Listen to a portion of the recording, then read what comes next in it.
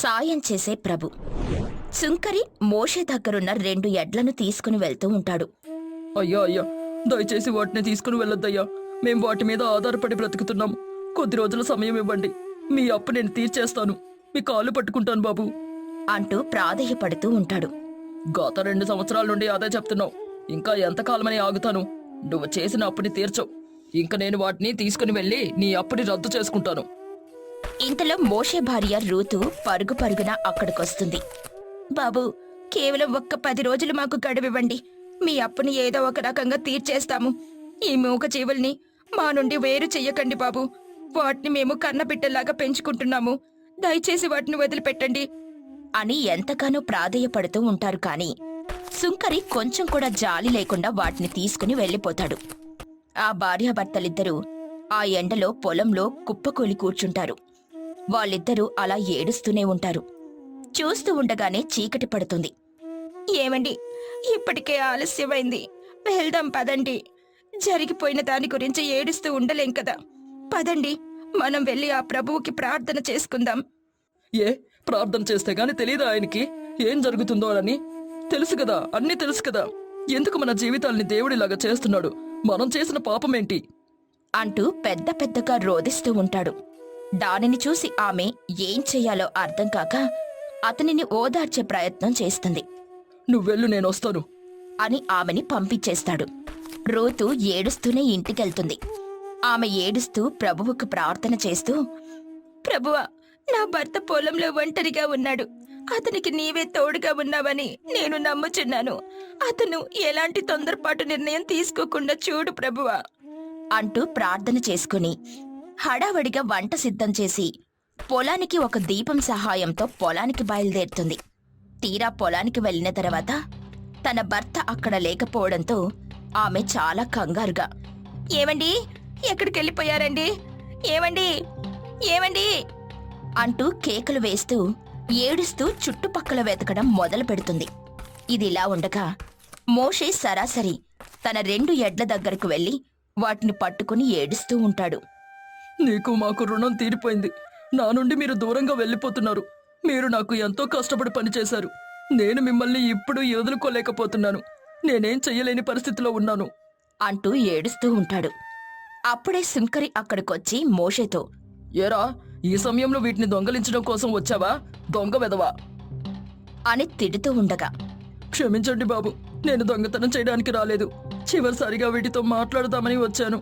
ఈ ఒక్కరోజు నేను వీటితో గడుపుతాను. కాదు అనకండి, మీ కాళ్ళు పట్టుకుంటాను అని బ్రతిమిలాడ్డంతో అతను సరేనని చెప్పి లోపలికి వెళ్ళిపోతాడు. మోషే ఏడుస్తూ అక్కడే ఉంటాడు.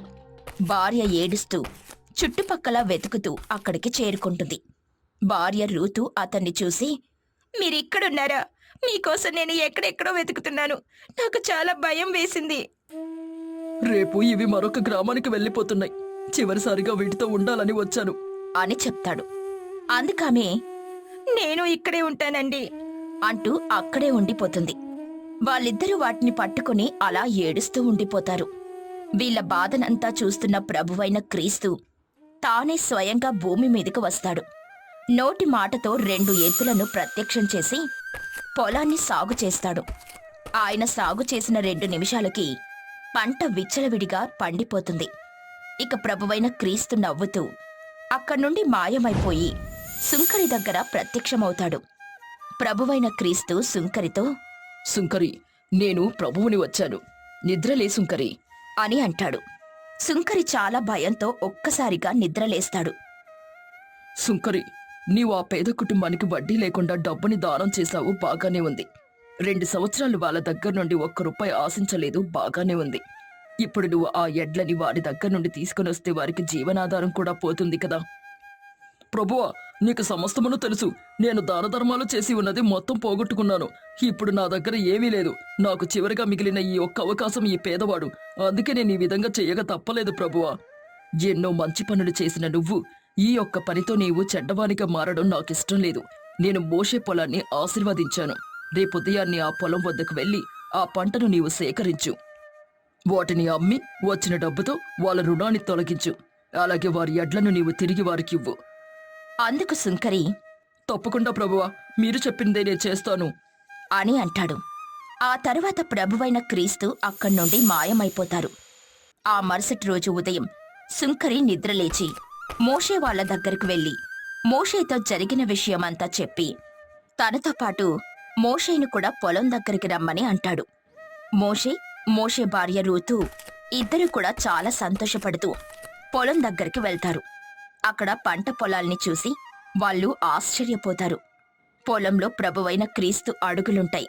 అప్పుడు వారు, ప్రభువైన క్రీస్తు రావడమే కాదు, మన మీద ప్రేమతో ఆయనే స్వయంగా దీనిని సాగు చేశారు.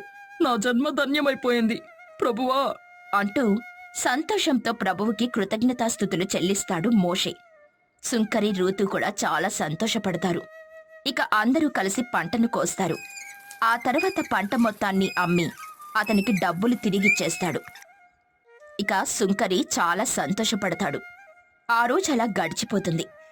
ఇక మరుసటి రోజు ఉదయం మోషే రూతు ఇద్దరూ కూడా వారి పొలం వద్దకు వెళ్ళినప్పుడు మళ్లీ యథావిధిగా పంట ఉండడం చూస్తారు. వాళ్ళు చాలా సంతోషపడుతూ, ప్రభువైన క్రీస్తు మమ్మల్ని బహుగా దీవిస్తున్నాడు, అందుకే మళ్ళీ పంట యథావిధిగా వచ్చింది, వీటినమ్మి మనం డబ్బు సంపాదిద్దాం అని అంటుంది. మోషే సరే అని అనడంతో ఇద్దరూ కలిసి పంటను కోస్తారు. కొన్ని రోజుల తర్వాత ఆ పంటనమ్మి డబ్బు సంపాదిస్తారు. ఆ డబ్బులు చూసి వాళ్ళు సంతోషపడుతూ, ఇక మనం కష్టపడాల్సిన అవసరం లేదు, మన ఎద్దులని కష్టపెట్టాల్సిన అవసరం లేదు. పంట కోసే కొద్దీ మరుసటి రోజుకి పంట వస్తూనే ఉంది. ప్రభువైన క్రీస్తు మనల్ని ఆ విధంగా దీవించాడు అని అంటాడు మోషే. ఆమె కూడా చాలా సంతోషపడుతూ, ప్రభువు మన కష్టాన్ని తీర్చేశాడు, మన ఎడ్లకు శ్రమ నుండి విముక్తి కలిగించాడు, ఆయనకు మన కృతజ్ఞతాస్తుతులు చెల్లించుకోవాల్సి ఉంటుంది అంటూ వాళ్ళిద్దరూ కూడా కృతజ్ఞతాస్తుతులు చెల్లించుకుంటారు. ఆ తర్వాత వాళ్ళ ఎడ్ల దగ్గరకు వెళ్లి, మిత్రులారా, మీరు మాకు ఎంతగానో కష్టపడి శ్రమించి పనిచేశారు, ఇక మీరు ఈ రోజుతో శ్రమ పడాల్సిన అవసరమే లేదు, సంతోషంగా తిని స్వేచ్ఛగా తిరిగి రండి అని వదిలేస్తారు. అవి చాలా సంబరపడిపోతూ అక్కడి నుండి వెళ్తాయి. ఇక సాయంత్రం వరకు కూడా అవి తిరిగి రాకపోవడంతో భార్యాభర్తలిద్దరూ కూడా చాలా కంగారు పడుతూ వాటి కోసం వెతుకుతూ ఉంటారు. కాని అవి ఎక్కడా కనపడవు. వారు దిగులుగా కూర్చొని ప్రభువుకి ప్రార్థన చేస్తారు. మేము చేసింది సరైందో కాదో మాకు తెలియదు, కాని మా నుండి మా స్నేహితులు విడిపోయారు, వాటి జాడ తెలియడం లేదు ప్రభు, మీరే వాటిని సురక్షితంగా ఇల్లు చేర్చండి ప్రభువా అంటూ కన్నీటి ప్రార్థన చేసి పడుకుంటారు. అప్పుడు ప్రభువైన క్రీస్తు వారికి కలలో కనిపించి వారితో, మీ ఎడ్లు రెండు కూడా ఆదాము ఇంట్లో ఉన్నాయి, రేపతని దగ్గరకు వెళ్ళండి అని చెబుతాడు. మరుసటి రోజు ప్రభువు చెప్పినట్టే వారు ఆదాము ఇంటికి వెళ్తారు. అక్కడ ఆదాము ఆ రెండు ఎడ్లను కట్టివేసి ఉంచుతాడు. నా ఎడ్లను నువ్వెందుకు కట్టివేసి ఉంచావు ఆదాము? ఈ ఎడ్ల వల్లే కదా ప్రభువైన క్రీస్తు మిమ్మల్ని దీవించాడు, అందుకే పంట మీకు బహుగా పండుతూ ఉంది. ఈ రోజు కోస్తే రేపు మళ్ళీ పంట వృద్ధి అవుతుంది, అందుకే వీటిని నా ఇంట్లో ఉంచుకుందామని ఇక్కడే ఉంచాను. తర్వాత నీకు చిన్నగా చెప్పొచ్చని తప్పుగా అర్థం చేసుకోవద్దు. ఆ మాటలు విని భార్యాభర్తలిద్దరూ పెద్దగా నవ్వుతారు. ఇలాంటి మూఢనమ్మకాలు నమ్మించేది కేవలం సాతాను మాత్రమే. చూడు ఆదాము, మన ప్రార్థనలో నీతి ఉండాలి, మన నడవడికల్లో న్యాయం ఉండాలి, అన్నిటికన్నా ముఖ్యంగా ప్రభు పట్ల విశ్వాసం ఉండాలి. అవి లేకపోతే నీకు ఏదీ లభించదు. ఇప్పుడు నువ్వు చేస్తున్నదంతా కూడా మూఢనమ్మకం మాత్రమే.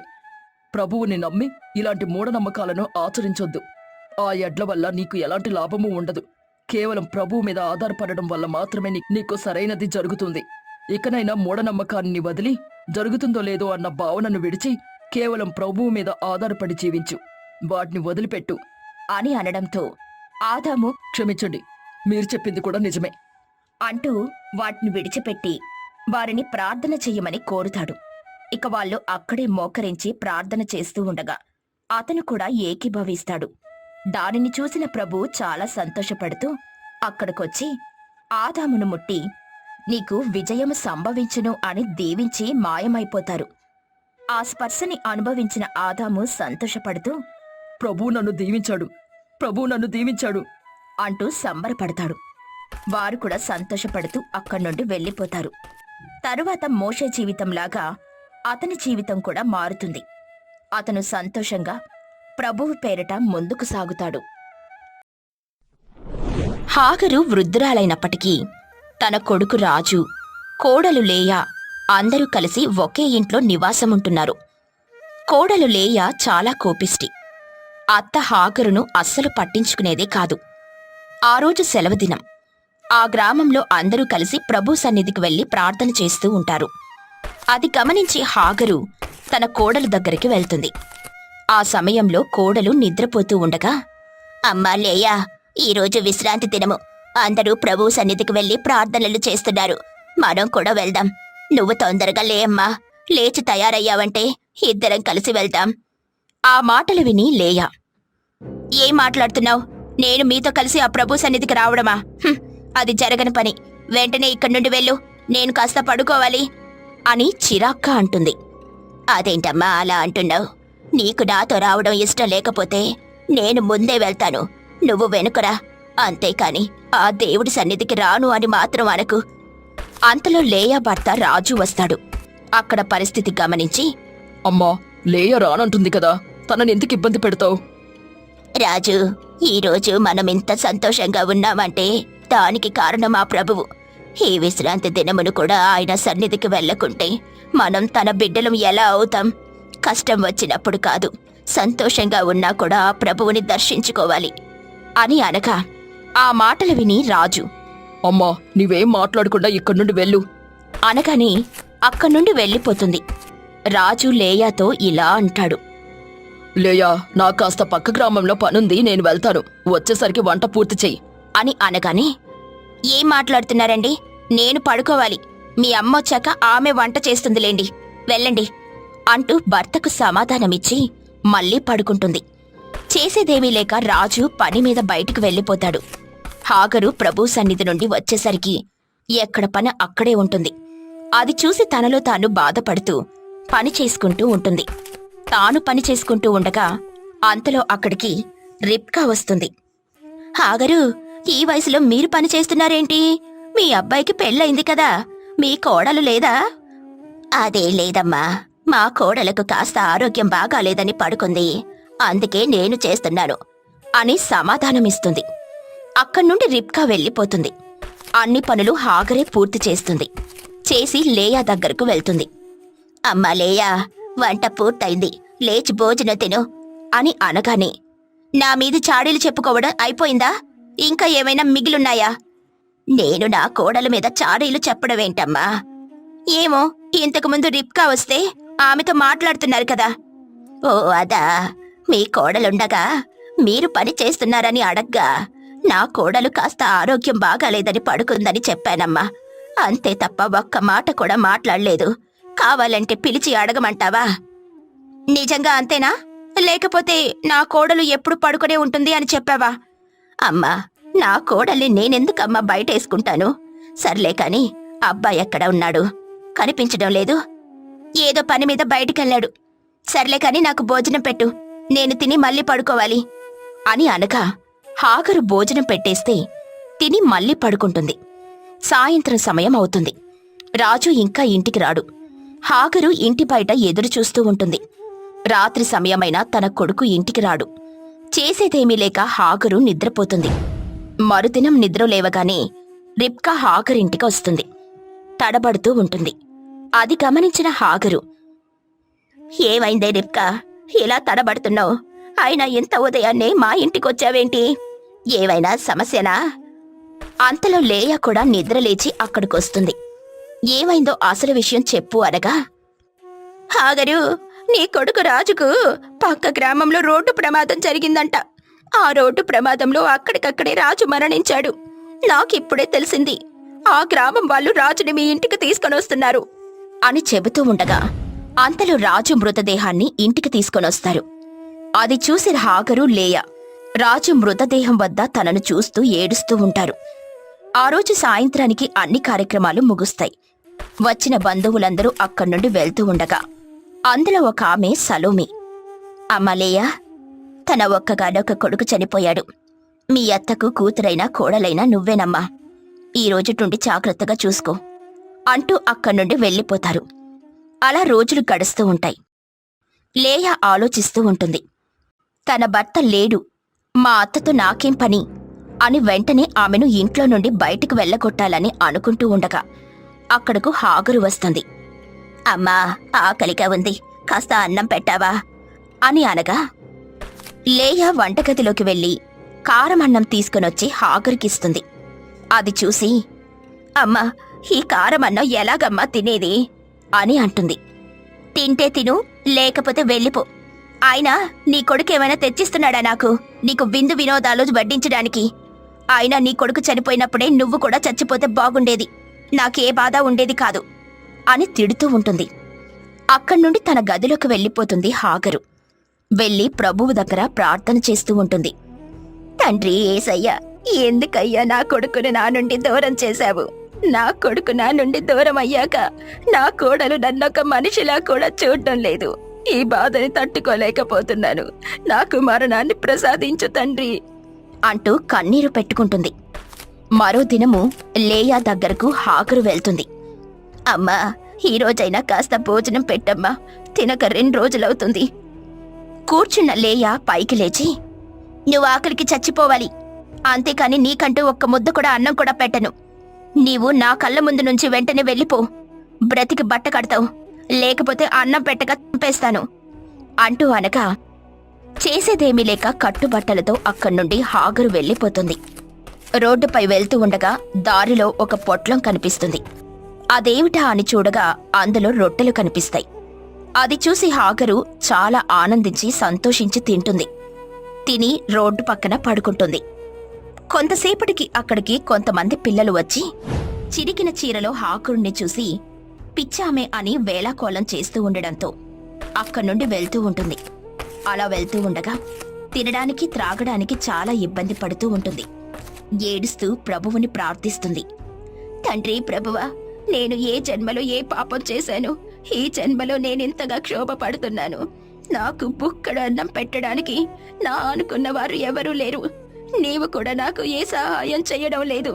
నీ బిడ్డ బాధపడుతుంటే నీవు సంతోషపడుతున్నావా తండ్రి అంటూ ఏడుస్తూ ఒక దుకాణం ముందు కూర్చుంటుంది. ఆ దుకాణం వాళ్ళు బయటకొచ్చారు. ఏ అమ్మా, ఇక్కడెందుకు కూర్చున్నావు? ఇక్కడ నుండి వెంటనే వెళ్ళిపో అనగానే, నాయనా, నీకు దండం పెడతాను నాయనా, ఏదైనా పనుంటే నాకు చెప్పండి. ఆకలితో చచ్చిపోయేలా ఉన్నాను. ఏ పనైనా నేను చేస్తాను.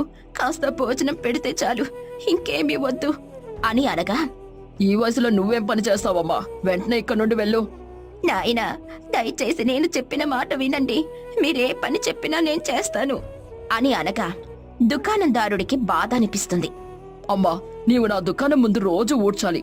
అలా రోజు ఊడ్చిన ఎడల నీకు భోజనం పెడతాను అని అంటాడు. మాకొక గుడిసె ఉంది, ఆ గుడిసెలో నువ్వుండు అనగా ఆ మాటలకు సంతోషించి ఆ రోజుటి నుండి ఆ దుకాణం ముందు ఊడ్చడం మొదలు పెడుతుంది.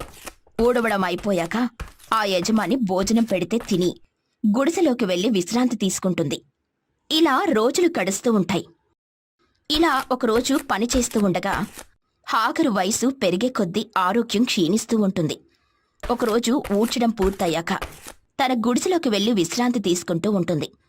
మరుసటి రోజు అస్సలు ఊడవడానికి వెళ్ళదు. అలానే పడుకునుంటుంది. మరో దినం కూడా అలానే పడుకునుండగా హఠాత్తుగా మెలకువ వచ్చి, నేను దుకాణం ముందు ఊడ్చడానికి వెళ్లడం లేదే, ఇలా నేను ఆరోగ్యం బాగాలేదని పడుకుని ఉన్న ఎడల మరొకరిని పెట్టుకుంటారు. అప్పుడు నాకు ఈ భోజనం ఉండడానికి నివాసము ఉండదు. నాకేం జరిగినా చూడ్డానికి ఎవరున్నారు అంటూ ఓపిక లేకపోయినా ఊడవడానికని వెళ్తుంది. ఆ రోజు కూడా ప్రతిరోజులాగానే ఊడుస్తూ ఉండగా హాగరు కళ్ళు తిరిగి కింద పడిపోతుంది. పరలోకంలో ఆసీనుడయ్యున్న ప్రభువు అది గమనించి భూలోకాన ప్రత్యక్షమవుతాడు. ఆ పనిని పూర్తి చేస్తాడు. పూర్తయ్యాక హాగరును లేపుతాడు. అమ్మా అని అనగా హాగరు కళ్ళు తెరిచి చూస్తుంది. చూడగానే ప్రభువు కనిపిస్తాడు. ప్రభువుని చూసి కన్నీరు పెట్టుకుంటూ, తండ్రి ప్రభువా, ఇప్పటికి నాకు దర్శన భాగ్యం కలిగించావా అయ్యా? ఈ ముసలి ప్రాణి ఎలా ఉందో చూడడానికి వచ్చావా? ఈ బాధను నేను తట్టుకోలేకపోతున్నాను అనగా, అమ్మా హాగరు, నీవేం చింతించుకు, నీకు సాయం చేయుటకు నేను వచ్చాను. తండ్రి యేసయ్యా, నా కొడుకు చనిపోయి పుట్టెడు దుఃఖంలో ఉన్నప్పుడు నన్ను ఆదుకోవడానికి రాలేదు. నా కోడలు నన్ను ఇంటి నుండి బయటకు వెళ్ళగొట్టినప్పుడు నన్ను ఆదుకోవడానికి రాలేదు. కానీ ఇప్పుడు చావుకు దగ్గరయ్యే కొద్దీ ఇప్పుడెందుకు తండ్రి నన్ను ఆదుకోవడానికి వచ్చావు అంటూ దుఃఖించగా, నీవు అడిగిన దాంట్లో న్యాయం ఉంది, కాని దైవ నిర్ణయాన్ని ఎవరు మార్చగలం అంటూ హాగరుకి ధైర్యమిచ్చి ఆమెకు ఆరోగ్యాన్ని ప్రసాదించి ఆమె జీవించుటకు సకల సౌకర్యాలను ప్రసాదించి మాయమైపోతాడు. ఆ రోజుటి నుండి ప్రభువు సంపాదించిన వాటిని తినుకుంటూ జీవనం సాగిస్తూ ఉంటుంది. ఈ వీడియో మీకు నచ్చితే లైక్ చేయండి. అలాగే జీసస్ కృప మీ మీద ఉండాలి అంటే జీసస్ కృప అని కామెంట్ చేయండి. ఛానల్ ని సబ్స్క్రైబ్ చేయటం మర్చిపోకండి.